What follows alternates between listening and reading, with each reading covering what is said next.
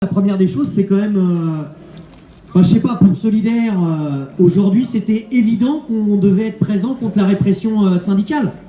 Et je trouve, et on mesure nos paroles, que l'attitude de la direction, que ce soit le conseil d'administration, et il faut nommer, ces gens-là, ils ont des noms, Madame Vermillet et le président de l'association, Monsieur Louis, ils ont des méthodes qui sont des méthodes crapuleuses. Le fait d'avoir déclaré aux Parisiens, ou sinon ils doivent revenir sur les propos qui sont parus dans la presse ce matin, qu'en gros, les syndicats demandent autre chose, qui est des conditions décentes dans l'association pour les salariés, autre chose, de revenir sur les manquements graves qui ont été ceux de l'association, et mettre ça sur le terrain, comme tu l'as dit, du terrain de la thune, de l'argent, c'est juste dégueulasse. Bon. Et le pire, c'est que ça, c'est juste la partie immergée de l'iceberg. Celle qu'on voit dans la presse. Mais qu'est-ce qu'il raconte à l'intérieur? Là, la conseillère, puisqu'elle a été conseillère municipale, effectivement, la membre du conseil d'administration de cette assoce, qui se permet de faire un courrier en disant aux syndicats, en l'occurrence à la CGT et à Solidaire, venez, il y a des salariés à l'intérieur, il faut que vous écoutiez. Le discours typique patronal ou de TF1 dire « Ah, écoutez les non-grévistes, écoutez ceux qui ne se battent pas. Qui peut remettre en cause ?» Et en plus, nous on est tranquille au niveau de Solidaire, c'est pas notre syndicat.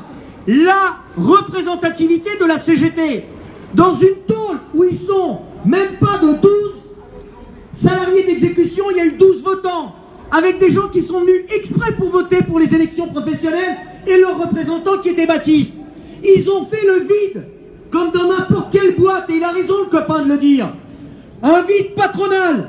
Mais ce qui est grave, c'est que dans le cadre d'une association, dont l'objectif, soi-disant, c'est de mener des missions vis-à-vis de la population, ils ont des missions de service public.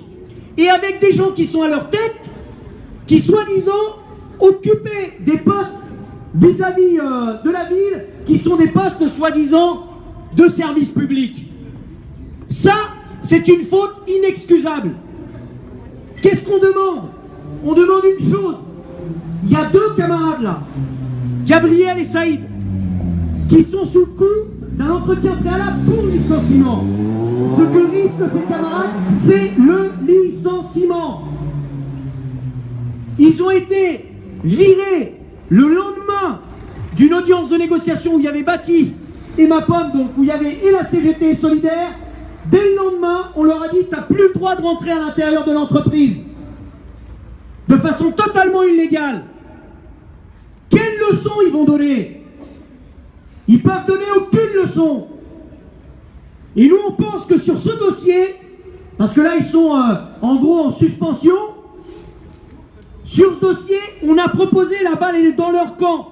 On leur a proposé une chose simple. Ce que revendiquent les salariés, c'est de pouvoir travailler dans des conditions décentes dans cette association. Numéro 1. Numéro 2, ce qui est demandé, c'est que cette association fasse la lumière, et toute la lumière, sur les manquements graves qui ont été soulevés par ces salariés. C'est de la responsabilité de cette direction de trouver une solution négociée.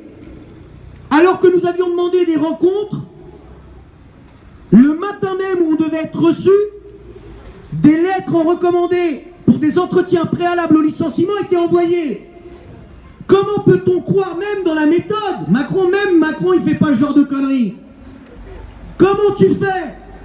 Tu dis que tu vas discuter, mais tu as déjà envoyé les lettres d'entretien préalable au licenciement. Mais tu te payes la tête de qui? Donc à un moment donné, Madame Vermillet, qui a soi-disant le cœur à gauche, ça serait bien que quand elle est taulière, elle est toujours à gauche.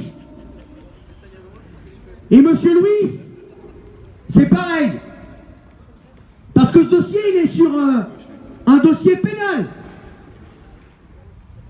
Donc il faut qu'il rende des comptes. On a demandé une audience de négociation, ils ne filent même pas de date, ils nous disent venez voir les autres salariés. Mais vous avez fait le vide. La représentativité de ces camarades est inquestionnable. Donc on ne va pas lâcher l'affaire. Mais ça veut dire quoi, on ne va pas lâcher l'affaire? C'est qu'il faut qu'ils rendent des comptes. C'est une assoce là, elle est financée par qui? La mairie, elle pense quoi? Tout ça, il y a des recomptes à rendre là. On est où là? C'est genre, c'est le Far West? On fonctionne sur la base du Far West ici. Pas de règle. C'est le pote du pote du pote du pote et puis c'est bon. Donc ça, il va falloir rendre des comptes. La mairie, l'association, et expliquer. Et la cerise sur le gâteau des méthodes crapuleuses, c'est de dire aux salariés qui restent dans cette entreprise qu'à cause de l'attitude des salariés qui demandent que la lumière soit faite, ils vont perdre leur emploi parce qu'il n'y aura plus de financement de la régie, du département. C'est-à-dire de prendre en otage ceux qui sont à l'intérieur pour les retourner contre les salariés qui sont ici. Ce sont des méthodes patronales. On ne lâchera pas l'affaire. Donc ils vont devoir rendre des comptes. Là, ils sont enfermés, tout est fermé, il n'y a plus personne. Mais on sait où ils sont, tous les jours. Donc on a demandé, et on va proposer, bien évidemment, un rendez-vous. La balle, elle est dans leur camp. C'est possible de trouver une solution négociée, mais ça passe par aucun licenciement. Aucun licenciement. Ça se négocie pas. Aucun licenciement. Et qu'ils arrêtent de raconter des salades à la presse. Donc on est là en soutien aux camarades de la CGT, des salariés qui sont présents dans l'entreprise. C'est important, ne serait-ce que ça. Les interventions là, une collègue qui a donné sa démission parce que c'était plus supportable, qui l'explique ici. Ils n'ont pas de face, ces gens-là. Et ne serait-ce si cette bagarre permet de justement que ces collègues-là se sentent à l'aise dans leur basket, puissent défendre ce qu'est leur outil de travail, puissent défendre ce qui pensent être leur profession, qui rendent des comptes. On demande juste d'exclure le licenciement et on demande à être reçu pour répondre à la question des missions de cette association et à l'arrêt de la répression par rapport aux collègues. Merci à vous surtout d'avoir poussé pour que ces rassemblements existent. Merci à vous.